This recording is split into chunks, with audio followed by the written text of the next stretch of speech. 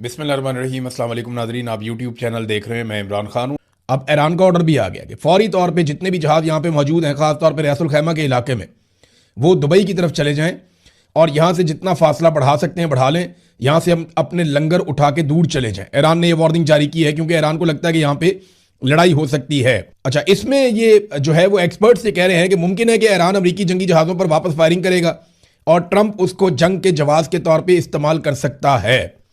अब ईरान ने जो कहा, बहरी जहाज़ों को बाकायदा जो वार्निंग जारी की, जो सुनी गई है कप्तानों की जानिब से, ये बताया गया मुख्तलिफ जहाज़ों के, और जो इतलात मिली हैं इनमें उनको जहाज़ों को लगनंदाजों से हटाने की हदायत की गई है। हमारे क्लाइंट जहाज़ों ने तस्दीक की है कि रसूल खैमा और दीगर इलाकों में जो करीब जहाज़ मौजूद हैं उन्हें ये वार्निंग दी गई है कि वो फौरी तौर पर, और उन्हें कॉल मसूल हुई है, फौरी तौर पर लंगर उठाने और अपने जहाज़ों को दुबई की तरफ ले जाने का हुक्म दिया गया है। साथ ही ये भी इंतबाह किया गया है कि अगर उन्होंने तामील ना की तो नतायज की जिम्मेदारी उन पर होगी। ये अब ईरान ने भी इसके ऊपर सख्त पैगाम दिया कप्तानों को, यहाँ से निकल जाओ। इतलात ये है कि अमेरिका ने बहुत सारे जहाज़ों को कायल कर दिया है, बहुत सारी कंपनियों को कायल किया है कि आप एक साथ निकलें, ईरान आप सबके ऊपर अटैक नहीं कर सकता, हम आपकी फौजी मदद करेंगे, और उसके लिए बहुत सारे हथियार रीजन में पहले से मौजूद है। तो क्या अमेरिका अब एक बड़ी जंग की तरफ जाने लगा है ईरान के साथ? आज का दिन बहुत इंपॉर्टेंट है। आप ये वीलॉग 9-10 बजे के करीब सुन रहे हैं तो ये डेवलपमेंट का टाइम है। हम दूसरे वीलॉग में आपको बता पाएंगे कि एक्चुअली यहां पे हो क्या रहा है और होने क्या जा रहा है। ईरान ने इस पे जो स्टेटमेंट जारी किया, जरा वो आप देख लें। वॉल स्ट्रीट जर्नल की एक रिपोर्ट के मुताबिक उन्होंने इस सारे मामले से जुड़े हुए कुछ हुकाम का नाम लिए बगैर उन्होंने बताया कि हाल ही में ऐलान करदा प्रोजेक्ट फ्रीडम में आबना हुर्मत से गुजरने वाले जहाज़ों को अमरीकी बहरी जहाज़ों की तरफ से बराह रास्त तहफ़्फ़ुज़ फराहम करने पर मुश्तमिल ये मामला इस तरीके का नहीं है जैसे रिपोर्ट किया जा रहा है या जैसे ईरान समझ रहा है। उन्होंने कहा जनाब कि ये ममालिक इंश्योरेंस कंपनियों के लिए इस मुतनाज़ समुद्री रास्ते से महफूज गुजरगाह को मरबूत करने का एक फ्रेमवर्क है। अब ये रिपोर्ट कुछ और बता रही है। वो ये कह रही है कि ये इसलिए नहीं है कि यहाँ से अमेरिका ताकत के बलबूते पर निकालेगा, वो ये कह रहे हैं अमेरिका सिर्फ गाइडेंस दे रहा है। लेकिन डोनाल्ड ट्रंप का जो ट्वीट है उसको आप जब पढ़ें तो आपको ऐसा लगता है कि जैसे वो ताकत के बलबूते पे काम करेगा, और उसने वार्निंग भी दी है। ईरान ने आपने हुर्मत में किसी भी अमरीकी फौजी कार्रवाई के खिलाफ डोनाल्ड ट्रंप को खबरदार कर दिया है। सदर ट्रंप के इस ऐलान के जवाब में कि अमरीका आपने हुर्मत से तजारती जहाज़ों की रहनुमाई करने का इरादा रखता है, एक ऐसा ऑपरेशन जिसे सेंटकॉम गाइडेड मिसाइल डिजास्टर्स और 15,000 फौजी एहलकारों पर मुश्तमिल बताया जा रहा है। यानी इसमें जो अमेरिकन मिसाइल्स हैं वो भी इस्तेमाल होंगे, इसमें 15,000 अमरीकी मरीन्स हैं उनको इस्तेमाल किया जाएगा। एक सीनियर ईरानी ओहदेदार ने ड्रॉप साइट न्यूज़ को बताया कि ईरान की क़यादत आबना हुर्मत में मौजूद हालात को तब्दील करने की किसी भी कोशिश को मुस्तरद करती है और भरपूर जवाब देगी। ईरानी ओहदेदार ने कहा कि ट्रंप के इस इकदाम का बुनियादी मकसद ईरान को तसादुम की तरफ पहला कदम उठाने पर उकसाना है। ये वही बात है जो एक्सपर्ट्स भी कह रहे हैं। नंबर 1, डोनाल्ड ट्रंप ने कहा कि हमारी जानिब से मुहासरा ख़त्म, तमाम जहाज़ों को हम इंसानियत की बुनियाद पे यहाँ से निकालने वाले हैं, हम जहाज़ों की मदद करेंगे, ईरान बीच में ना आए। ये है जी सादी बात। दूसरी जानिब से ईरान ने जितने जहाज़ आसपास मौजूद थे उन सबको हुक्म दिया कि आप ये एरिया फौरन छोड़ दें क्योंकि यहाँ पे कोई शरारत होने वाली है, अगर आप यहाँ पे रुकेंगे तो जिम्मेदार आप खुद होंगे। तीसरा, जो एक्सपर्ट्स हैं वो ये कह रहे हैं कि अमेरिका की कोशिश है कि ईरान लड़ाई में पहल करे और उसके बाद कोई बड़ी लड़ाई की जाए। चौथी अहम बात यह है कि खित्ते के अंदर जिस बड़ी तादाद में हवा में ड्रोन्स और तैयारे इस वक्त मूव कर रहे हैं और जितनी बड़ी फौजी और हथियारों की नकलो हरकत हो रही है, उससे ऐसा लगता है कि अमेरिका इसको लड़ाई के एक जवाब के तौर पे इस्तेमाल कर सकता है।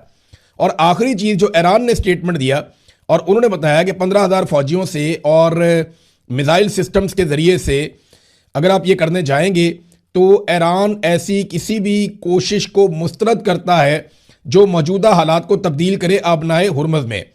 ईरानी ओहदेदार ने कहा कि ट्रंप के इस इकदाम का बुनियादी मकसद ईरान को तसादुम की तरफ पहला कदम उठाने पर उकसाना है ताकि कशीदगी बढ़ाने का बहाना मिल सके और वो ईरानी इकदाम के जवाब में मजीद फौजी कार्रवाई को जवाब दे सके। हमारा हतमी मौक़िफ़ यह है कि कोई भी तजारती जहाज़ जो पेशगी हमांगी के बगैर नामजद करदा ममनुआ रस्तों से गुजरने की कोशिश करेगा उसे ईरानी फोर्सेस की तरफ से फौरी तौर पर रोका जाएगा। अगर अमरीकी फौजी जहाज़ों ने कोई रद्द-ए-अमल दिया तो ऐसे इक़दामात का ईरान की तरफ से फौरी और मसावी जवाब दिया जाएगा।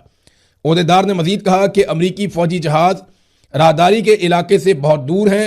अगर तजारती जहाज़ों ने हरकत करने की कोशिश की तो उन्हें किसी भी अमरीकी जहाज़ तक पहुंचने से बहुत पहले ही कार्रवाई का निशाना बना लिया जाएगा।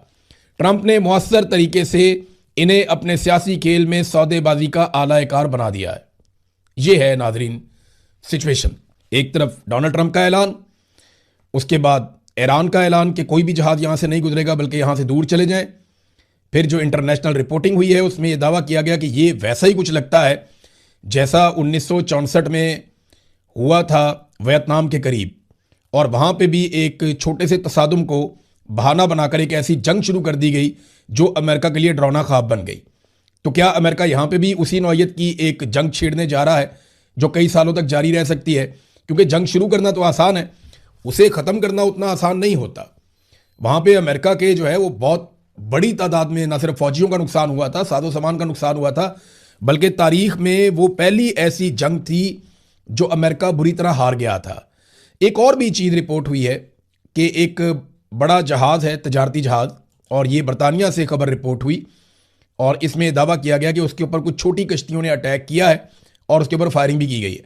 ये खबर बिल्कुल वैसी खबर है जो 2 अगस्त 1964 को अमेरिकन मीडिया पे चली थी और वेस्टर्न मीडिया पे ये खबर चली थी 2 अगस्त 1964 को, कि छोटे जहाज़ों ने एक बड़े जहाज़ के ऊपर अटैक किया और वहां पे फायरिंग का तबादला हुआ। बिल्कुल वैसी खबर आज यहां पे भी छपी है कि छोटी कश्तियों ने, छोटे जहाज़ों ने अटैक किया एक तजारती जहाज़ के ऊपर, लेकिन कोई नुकसान बड़ा रिपोर्ट नहीं हुआ। अब इन चीज़ों को बहाना बनाकर अगर जंग शुरू की जाती है तो सूरत हाल काफ़ी ज़्यादा बिगड़ सकती है। नाज़रीन, पाकिस्तान ने पूरी कोशिश की है कि कुछ ना कुछ करके ये जंग जो है वो ख़त्म हो जाए। ये जंग आगे नहीं बढ़नी चाहिए क्योंकि पाकिस्तान की गवर्नमेंट के ऊपर, पाकिस्तान की एस्टेब्लिशमेंट के ऊपर बहुत ज़्यादा दबाव है।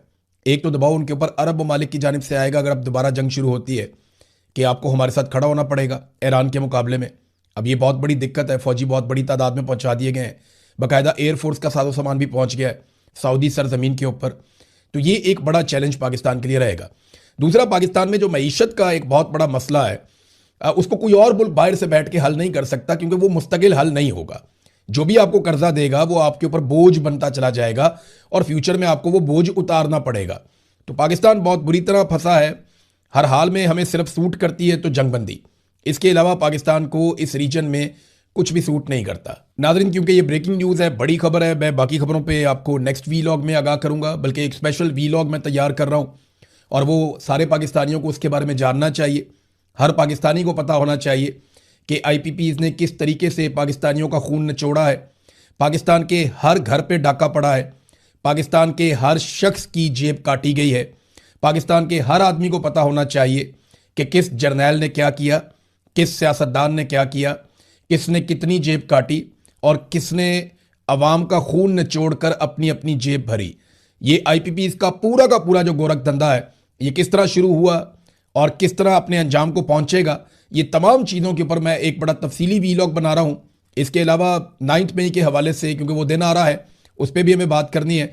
चीज मैं आपके सामने रखते हुए तो ये फैसले PTI के खिलाफ हो जाएंगे और हुकूमत क्या कर रही है, एक्चुअली एस्टेब्लिशमेंट है जो कर रही है, ये पाकिस्तानियों को मायूस करना चाहते हैं। लेकिन इमरान खान ने पाकिस्तान की एस्टेब्लिशमेंट के साथ एक टेस्ट मैच शुरू कर दिया है।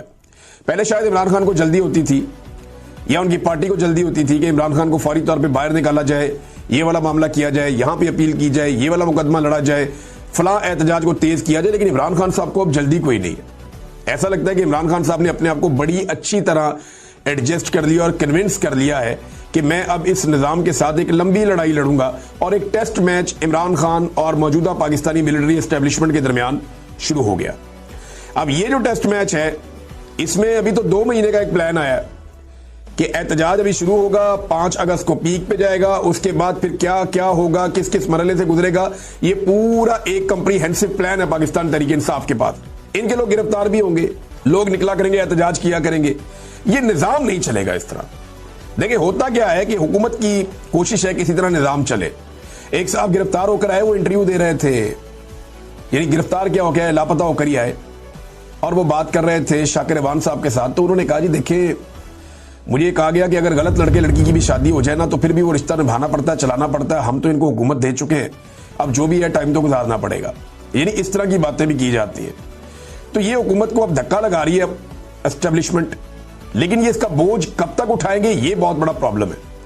ऐसा लगता है कि दोनों एक दूसरे के खिलाफ होना शुरू हो गए और इसका आगाज सहाफियों की जानिब से हो गया है कि जो एस्टेब्लिशमेंट के सहाफी हैं वो पीडीएम के ऊपर मलबा डालते हैं और जो पीडीएम की जमातों के सहाफी हैं वो एस्टेब्लिशमेंट में मलबा डालते हैं। ये सिलसिला अब शुरू हो चुका है और इसमें एस्टेब्लिशमेंट ने अब बाजू में रोड़ना शुरू कर दिया, पीएमएल और पीपल्स पार्टी के भी बहाने से।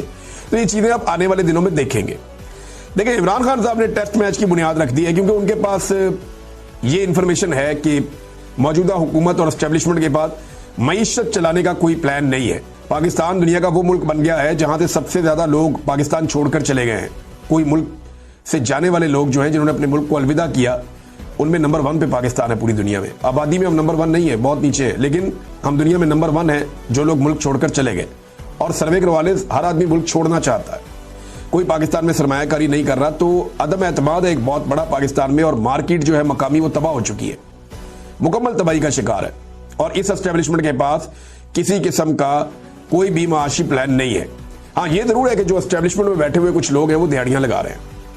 जैसा कि आपको याद होगा कि जावेद लतीफ साहब ने कहा था कि एजेंसियों के कुछ लोगों ने इलेक्शनों में दिहाड़ियां लगवाई और उन्होंने लोगों से पैसे ले लेकर सीटें बांटी है और जिन्होंने पैसे नहीं दिए उनको सीटें नहीं दी गई। लिहाजा अब जो ज़िमनी इलेक्शन इतने बड़े पैमाने पर करवाने की तैयारी हो रही है, जो इतलात आ रही है पाकिस्तान से, उनमें तो यह है कि लोग वोट डालेंगे इमरान खान साहब को, लेकिन उम्मीदवार जितवाया जाएगा वो जो पैसे भर के आएगा। और कीमत रख दी गई है जनाब, कौमी असम्बली की सीट और सूबाई असम्बली की सीट की ये कीमत है, इतना पैसा आप पहुंचा दें फला बंदे को और उसके नतीजे में आपको फॉर्म 47 जारी करवा दिया जाएगा। तो यहां पे लोग अपनी जेबें और अपने अकाउंट्स भरेंगे, अपने जाली अकाउंट्स को भरेंगे। लेकिन इंटरेस्टिंग चीज मैं आपको बताता हूं जो बहुत ही इंटरेस्टिंग है, ये जो मर्जी कर ले अल्टीमेटली इनको शिकस्त होनी है। अभी जो अफसरान अपनी ट्रांसफर पोस्टिंग के पैसे भरते हैं ना कई लोग, ये हमेशा से पाकिस्तान में सिलसिला चलता है। अफसरान ने पैसे भरने बंद कर दिए, अब वो कोई पोस्टिंग और ट्रांसफर लेने को तैयार नहीं, काम ही रुका हुआ है। देखिए ना, अफसरान की जेबें भी तब भरती हैं जब कोई काम चल रहा हो। ब्यूरोक्रेसी की मुझे तब होती है जब मुल्क के अंदर मईशत का साइकिल चल रहा हो, फिर उनकी मौज होती है। अब मईशत का साइकिल चल नहीं रहा तो लोग अब ट्रांसफर पोस्टिंग के लिए भी पैसा खर्च नहीं कर रहे। 2-4 चीजें मुझे पता चली कि फलां पोस्ट के लिए फलां बंदा पैसे भरना चाह रहा था लेकिन उसने इनकार कर दिया, जी मैं नहीं। और लोगों को यह भी पता है कि हमें 3 साल के लिए तैनात किया जाएगा और पता चले कि दूसरे महीने पाकिस्तान में इनकलाब आ गया या लोग गले पड़ गए एस्टेब्लिशमेंट के और सारा निजाम बदल गया, तो मैं 3 साल के पैसे भर के फौरी तौर पर फारिग हो जाऊं तो मेरे पैसे कौन भरेगा। तो ये इस तरह के मामला पाकिस्तान में एक बेयकीनी की सूरत हाल है जो चल रही है। अली अमीन गंडापुर साहब ने गुज़िश्ता 72 घंटे अगर आप उनके देखें तो उनके अगर आप बयानात निकालें तो वो बैक वक्त अलग अलग बातें कर रहे हैं।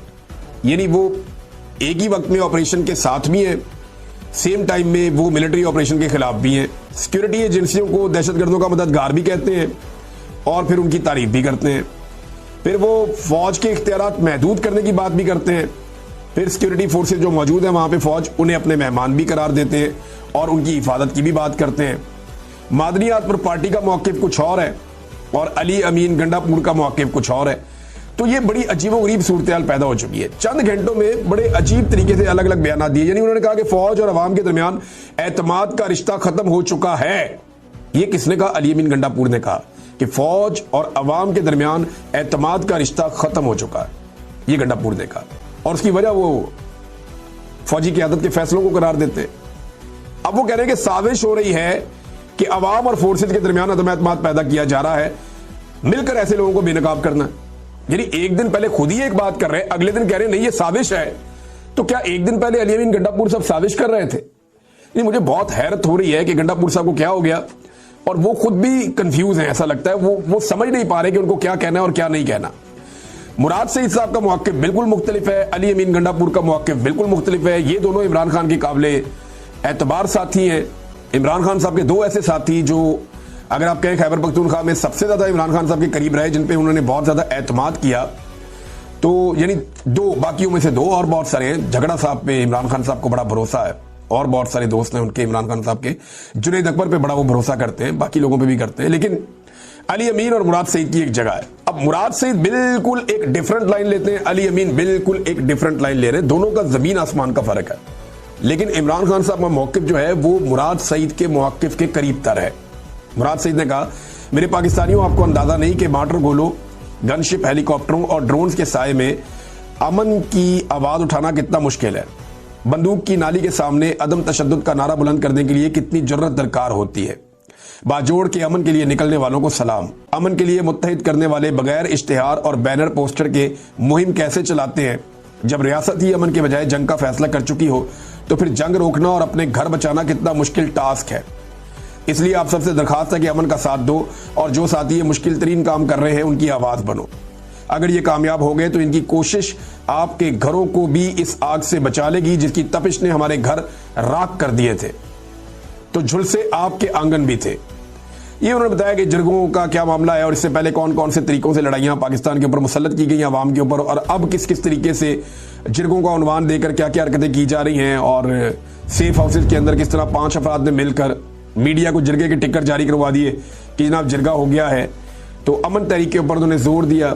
फिर उन्होंने कहा कि लाखों लोगों की मौजूदगी में बीच चौक गूंज रहा है जो बयानिया है अवाम का कि ऑपरेशन नामंजूर, डॉलरी जंग नामंजूर, वसाइल पर कब्जा नामंजूर, नया तजर्बा नामंजूर। कौम नोट कर ले कि जो है कौम को अब ये कोशिश करनी पड़ेगी। मुश्किल तरीन हालात में हमने तहरीक चलाई है और अभी तहरीक चलानी है। साथ उन्होंने कहा कि इमरान खान का मौक़िफ़ वाज़ेह है कि उनके नाम पर आपको वोट मिला है, इसलिए वाज़ेह तौर पर बता दूं कि अमन पर कोई समझौता नहीं, कौम पर कोई समझौता नहीं।